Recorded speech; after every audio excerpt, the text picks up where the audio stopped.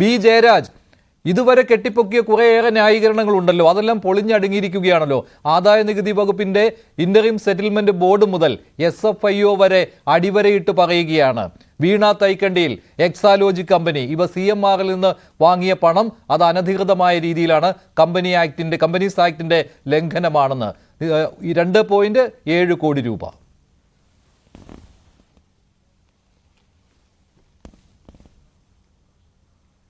ഇതിനകത്ത് നമ്മൾ നോക്കേണ്ടുന്ന കാര്യം എന്ന് വെച്ചാൽ ഇതിനകത്ത് SFIO എന്ന് പറഞ്ഞാൽ എന്താണ്? സീരിയസ് ഫ്രോഡ് ഇൻവെസ്റ്റിഗേഷൻ ഓഫീസ് എന്നാണ് അതിൻ്റെ പേര് തന്നെ സൂചിപ്പിക്കുന്നത്. ഇപ്പോൾ ഫ്രോഡ് ഇതിനകത്ത് നടന്നിട്ടുണ്ടോ എന്ന് അറിയണമെന്നുണ്ടെങ്കിൽ ഒന്നീ CMRലെ ഏതെങ്കിലും ഡയറക്ടർ ബോർഡ് മെമ്പർമാരോ അതല്ലെങ്കിൽ എക്സാലോജിക്കിൻ്റെ ഏതെങ്കിലും മെമ്പർമാരോ ഇതിനകത്ത് എക്കോ കേൾക്കുന്നുണ്ടല്ലോ.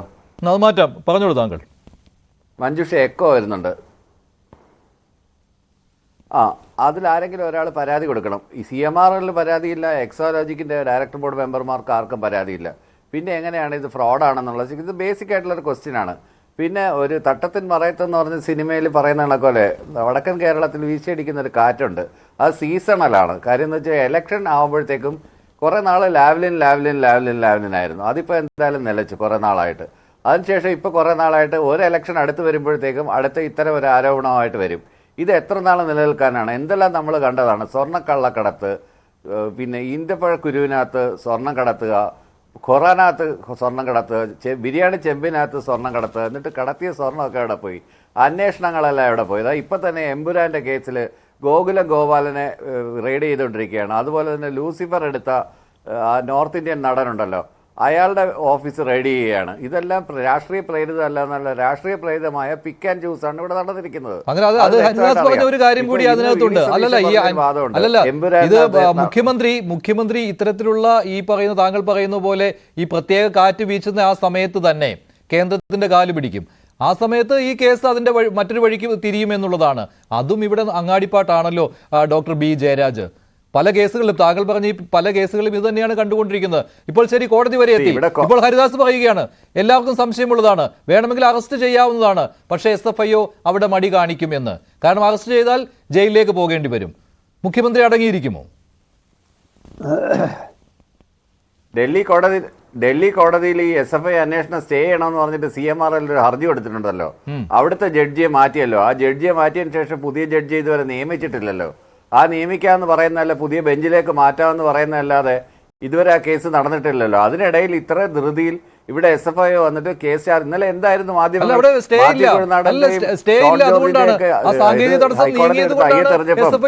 പിന്നെ SFIO ഇത് കൊടുക്കരുതെന്നാണോ? അങ്ങനെയല്ല പറഞ്ഞത്. ഇത് കൊടുത്ത സമയത്ത് വിജിലൻസ് അന്വേഷണത്തിനെ കുറിച്ച് മാത്യു കുഴൽനാടന്റെ കേസെടുത്ത് കളഞ്ഞു, ഷോൺ ജോർജിന്റെ ആരോപണങ്ങൾ എടുത്തു കളഞ്ഞു. ഈ സമയത്തൊന്നും ഇത്തരം ഒരു ചർച്ചയൊന്നും ഒരു മാധ്യമ സ്ഥാപനങ്ങളും നടത്തി ഞാൻ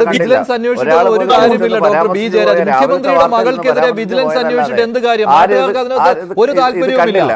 മുഖ്യമന്ത്രിയുടെ മകൾക്കെതിരെ വിജിലൻസ് അന്വേഷിച്ചിട്ട് എന്ത് കണ്ടെത്താനാണ്?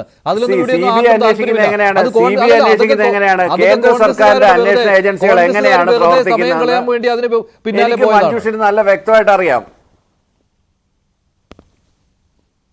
ഒരു കാര്യം ഞാൻ പറയട്ടെ, സമയം കളയാനൊന്നുമല്ല, ആ കൺഫ്യൂഷൻ ഉണ്ടാക്കാൻ വേണ്ടിയിട്ട് തന്നെയാണ്. അവർക്ക് വ്യക്തമായ ലക്ഷ്യങ്ങളുണ്ട്. ആ തെരഞ്ഞെടുപ്പ് തന്ത്രമാണ്. അത് ആരെ കൂട്ടുപിടിച്ചാണെങ്കിലും ഇടതുപക്ഷത്തിന് അടിക്കാൻ കിട്ടുന്ന ഒരു ചാൻസും ആ ഒരു പ്രതിപക്ഷം അങ്ങനെ ചെയ്യട്ടെ. അത് അവർക്ക് അർഹതപ്പെട്ടതാണ്, അവരങ്ങനെ ചെയ്തുകൊണ്ടേയിരിക്കട്ടെ. ജനങ്ങൾക്ക് സത്യം അറിയാം. ജനങ്ങളുടെ മുന്നിൽ ഇതെല്ലാം സുതാര്യമാണ്. ഈ കാര്യങ്ങളെല്ലാം ജനങ്ങൾ മനസ്സിലാക്കുക. ഏത് കാലഘട്ടത്തിലാണ് ഈ കേന്ദ്ര ഏജൻസികളുടെ അന്വേഷണ രീതി എങ്ങനെയാണ്, ഏതെല്ലാം ആളുകളൊക്കെയാണ്. ഇപ്പം കർണാടകത്തിൽ എടുത്തു കഴിഞ്ഞാൽ DK ശിവകുമാറിനെതിരെ, കാർത്തി ചിദംബരത്തിനെതിരെ പ്രതിപക്ഷ ഭരിക്കുന്ന സംസ്ഥാനങ്ങൾ കേന്ദ്ര ഏജൻസികൾ എങ്ങനെയാണ് നടപടിയെടുക്കുന്നത്? അത് SFIO ആയിക്കോട്ടെ, ED ആയിക്കോട്ടെ, ഫെറ വയലേഷൻ ആയിക്കോട്ടെ, ഫെമ വയലേഷൻ ആയിക്കോട്ടെ, പോലീസ് ആയിക്കോട്ടെ, CBI ആയിക്കോട്ടെ, എല്ലാം വളരെ കൃത്യമായിട്ട് അവർ രാഷ്ട്രീയ രാഹുൽ ഗാന്ധി അല്ല ഈ കേസിന്റെ മെറിറ്റിലേക്ക് താങ്കൾ വരുന്നില്ല. എക്സാലോജിക് എന്ന വീണ വിജയന്റെ കമ്പനിക്ക്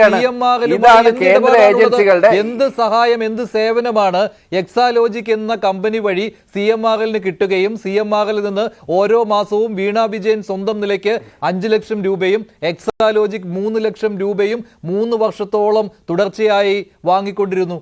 അതെന്താണ്, എന്ത് സേവനമാണ്? എക്സാലോജിക് എന്ന കമ്പനി നൽകുന്ന സേവനങ്ങൾ അതല്ലല്ലോ. അല്ല, CMRL എന്ത് സേവനം കിട്ടിയിട്ടാണ്? CMRL അധികൃതർ തന്നെ അക്കാര്യം ആദ്യം തന്നെ ഇന്ററിം സെറ്റിൽമെന്റ് ബോർഡിനോട് പറയുകയാണ്, ഒരു സേവനവും ഞങ്ങൾ വാങ്ങിയിട്ടില്ല എന്ന്. അത് മാത്രമല്ല, ആ കമ്പനിയുടെ കുറെ ചെലവുകൾ പെരുപ്പിച്ച് കാണിക്കുന്നതിന് വേണ്ടി ചെയ്ത കാര്യമാണ്. അത് അവർക്ക് സഹായം നൽകുന്ന ആരാണോ അവർക്ക് കൊടുക്കുന്നതിന് വേണ്ടി. അത് രാഷ്ട്രീയ പാർട്ടി നേതാക്കളുമുണ്ട്, ഇല്ല എന്ന് ഞാൻ പറയുന്നില്ല, മറ്റു നേതാക്കളുമുണ്ട്, അവരുടെ പേരും ആ ബുക്കിലുണ്ടായിരുന്നുവല്ലോ.